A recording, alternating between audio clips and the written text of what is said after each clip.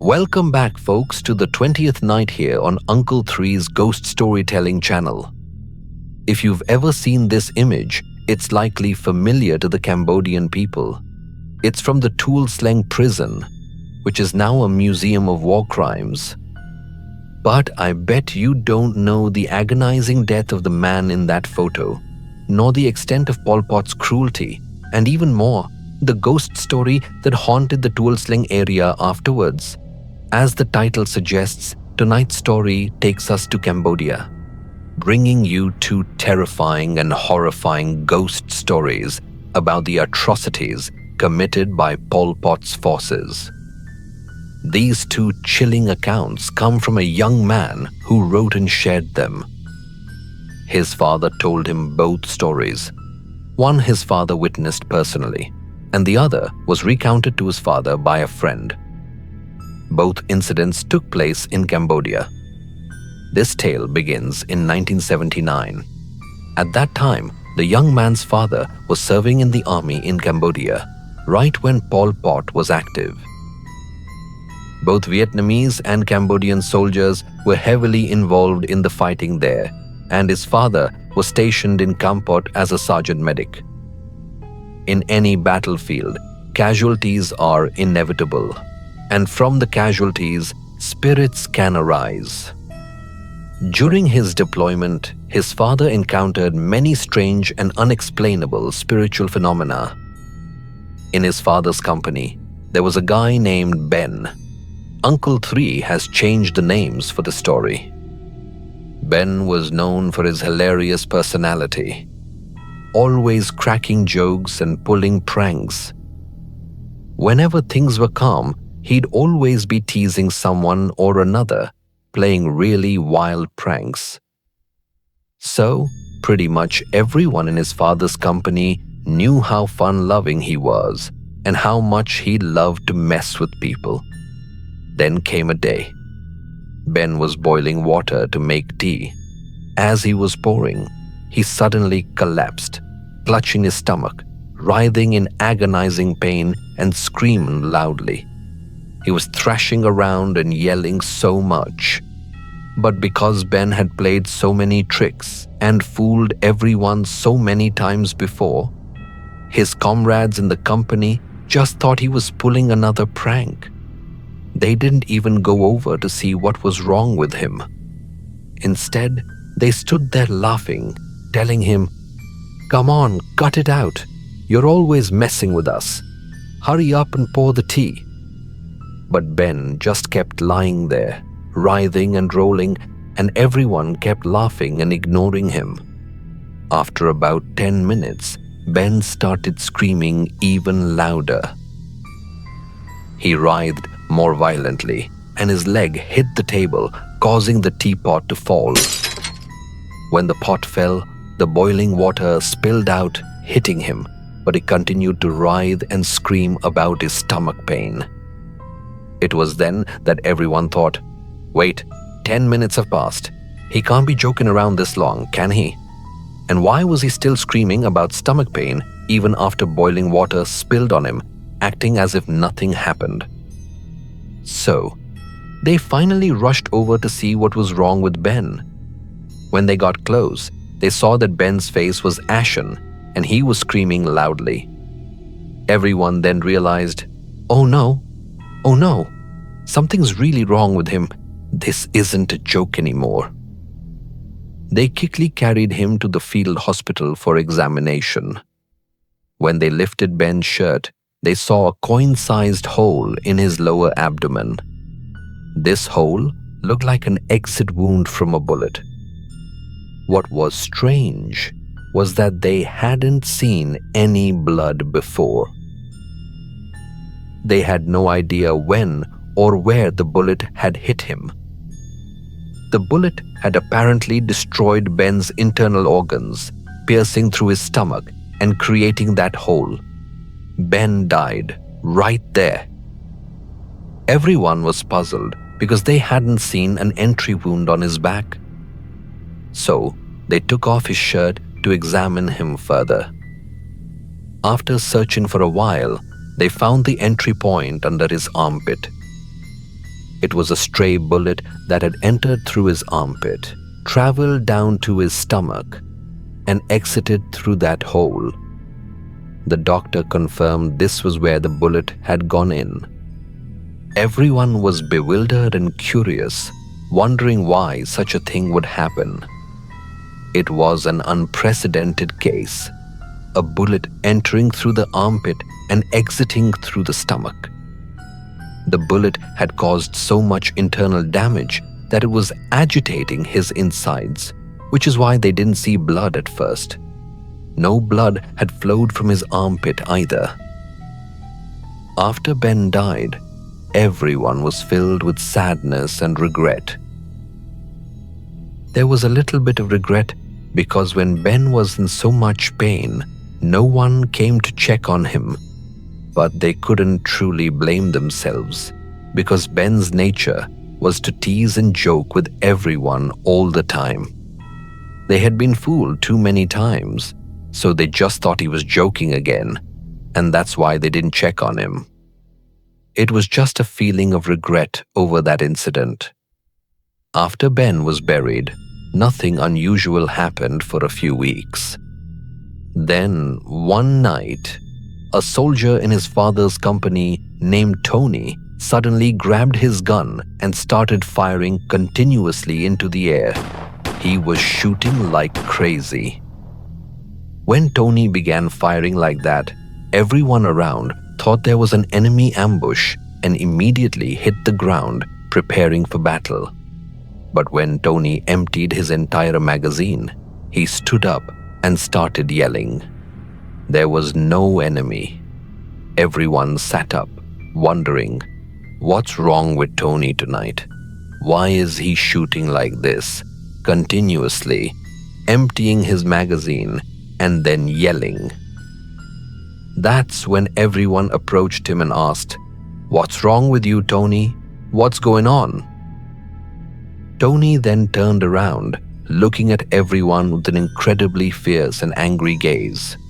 He constantly waved his arms and legs and screamed loudly. 6 big, strong men tried to hold him down. Tony, who was small, with just one wave of his hand, sent all 6 men flying. He was firm, and he kept screaming. Everyone kept asking, "What's wrong with you, Tony? What's happening?" Then, with that fierce look on his face, he shouted at everyone, "Why did you let me die? I was hit by a stray bullet and I died like that. Why didn't you save me? When the bullet struck me, you didn't save me. I screamed and was in so much pain, writhing like this, but why didn't you save me? Why did you stand there laughing and let me die?" When everyone heard this, they were terrified. That was Ben's voice. It could only be Ben's spirit that had possessed Tony. Then, Tony, still possessed, yelled, "Now I'm firing into the air, and if a stray bullet hits anyone, that person will die and become my slave and work really hard." The soldiers gathered and sought advice from his father, the sergeant medic.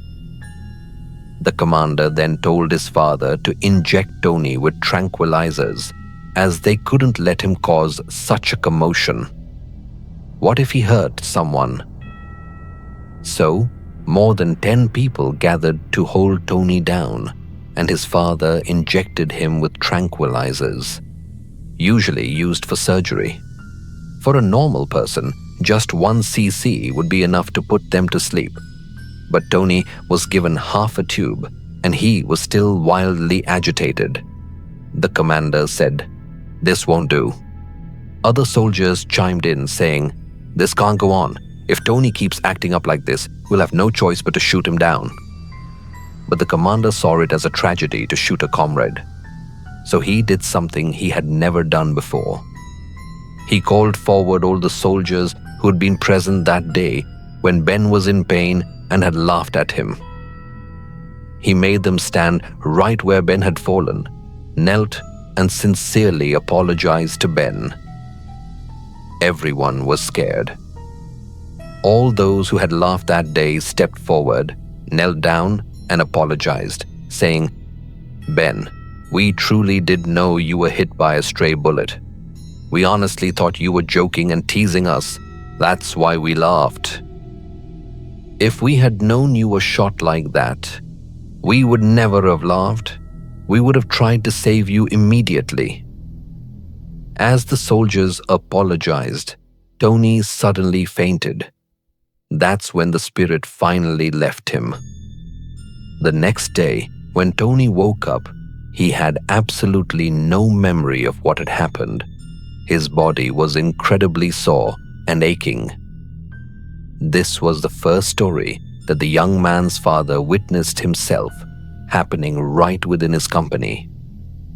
The second story was told to the father by a very close military doctor named Kevin during his medical training. Kevin recounted it from 1979 after the city of Siem Reap had been liberated. Kevin's unit was marching back to the provincial headquarters. On their way, they passed a pagoda. Everyone was tired, so the commander ordered a stop to get water from the pagoda. When they entered the pagoda, they saw it had been heavily damaged by Pol Pot's forces. The Buddha statues were almost completely smashed. Inside the pagoda, they discovered a monk lying there, dying. Pol Pot's soldiers had stabbed him in the abdomen with a sickle, and he was bleeding profusely. Kevin, being a doctor, immediately gave first aid to the monk. After Kevin's treatment, the monk survived the critical period and escaped death. From then on, the monk became very fond of the soldiers. Uncle 3 won't go into unnecessary details, as it's a ghost story. After saving the monk, the soldiers continued their march and reached the provincial headquarters about 2 days later. When they arrived, the place was mostly deserted. The Pol Pot enemy had attacked, and those who died were left, while those who could escape had fled. When they went up to the provincial chief's office, which was on the second floor, they were hit by a terrible foul smell. It was so putrid that they went inside to investigate. Inside, they discovered that the chief was dead, brutally murdered by Pol Pot. Do you know those iron beds? His 2 arms and 2 legs were tied to the 4 corners of the iron bed. Pol Pot's soldiers had used a palm leaf to almost sever his neck. To explain it better, Uncle 3 has a picture of a palm leaf. You can see the circled part in the video is harsh and sharp. Pol Pot's forces used this part instead of a knife, so the victim would suffer agonizing pain slowly. The chief had been dead for several days, so his body was bloated and decomposing, and the neck was slimy and disgusting. When they saw it, it was so gruesome that neither the Vietnamese nor the Cambodian soldiers dared to touch the corpse. They carried the entire bed out, dug a hole, and buried the chief along with his bed. The young man's father said that this photo is very famous. If you visit Cambodia and go to a Pol Pot War Museum, you'll see a picture of this chief, tied hand and foot and with his neck nearly severed, looking gruesome. The bed displayed in the museum is just an exhibit. The real bed was buried with him. Afterwards, they were ordered to be stationed in that province. So the soldiers rested there. The ghost of that provincial chief was very restless and disruptive. Because he had died such a painful, unjust death, he was very agitated. The first person to see his ghost and be scared was a Vietnamese soldier named Vin. Vin was on guard at the end of the hallway, specifically at the end of the corridor where the chief's room was. One end was his room. The other end was where Vin stood guard at night. That night was a nightmare for him. Vin jumped from the upper floor to escape, but fortunately, he was unharmed. He recounted that while he was on guard, he suddenly heard a rustling sound, like clothes being dragged across the floor. Since it was the quiet of the deep night, he turned to look. When he looked, he saw the chief crawling and dragging himself out of the room where he died. And as he crawled, his head fell off. Because he had been decapitated, his head would detach whenever he moved. He would then use his two hands to pick up his head and place it back on his neck. Then he would crawl again, and his head would fall off again. He would grab it and reattach it, then crawl. He kept crawling towards Vin, who was standing there. No horror movie in the world could ever portray such a terrifying scene. The moment Uncle Three heard this story, I swear, if I were that soldier named Vin, I would have died 3 times over. As Vin watched, the ghost got closer and closer. Every time the chief crawled and laughed, his teeth would show stark white and blood would spurt from his neck. Vin couldn't run past him because to get downstairs, he had to run in the direction of that crawling corpse. Since the only staircase was at that end, he was so scared that he jumped off the second floor instead. Luckily, he was completely fine. When everyone found Vin and carried him in, he was terrified as he recounted what happened. After telling his story, he developed a very high fever that lasted for several days. After that incident, the soldiers no longer dared to guard that floor, only the other floors. But the story didn't end there. It seemed the chief's spirit grew stronger over time. At first, Vin only saw him crawling, but later the ghost would run noisily on the roof of the Tuolsleng prison or swing on balconies and railings, looking utterly disgusting, with his head barely attached to his neck. It was a gruesome sight, and everyone was terrified. So, the commander requested to move the troops. The higher command approved, saying, "All right, you can march out. You'll prepare to leave the provincial headquarters the next day." That night, they checked the head count, and everyone was accounted for. But then, the very next day, when they checked again, 2 soldiers were missing. 2 soldiers had no idea where they were going. At first, they thought the 2 might have deserted, but the mission to fight Pol Pot was a voluntary one, so desertion was highly unlikely. They searched everywhere, every nook and cranny of the rooms, but couldn't find the 2 soldiers. They even went to ask the surrounding villagers, but found no trace. Everyone was worried and confused. Where have our 2 comrades gone? Then the monk, the one saved by Dr. Kevin, whom Uncle Three told you about, arrived. The monk had mainly recovered by now, though he was still weak. Knowing that Kevin's unit was about to leave, he came to visit and say goodbye to everyone. When he arrived and stepped through the provincial headquarters gate, Kevin came out to greet him.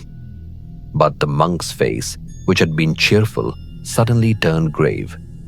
He looked around suspiciously, as if he could see the yin energy or unclean aura around the place. So the monk put his hands together and chanted something in Cambodian. After chanting, the monk asked if 2 soldiers had gone missing. Everyone confirmed, "Yes, that's right. We can't find them." The monk then told them to go to the bathroom. They had been stationed there for quite some time, so in the bathroom, there was a huge basin for laundry, filled with a pile of dirty clothes. The monk told everyone to pull out the basin and then lift all the clothes. There, they found one soldier curled up like a snake, completely hidden within the pile of clothes in the basin.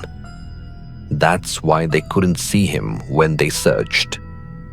The monk then told them to go into the village and see a black dog.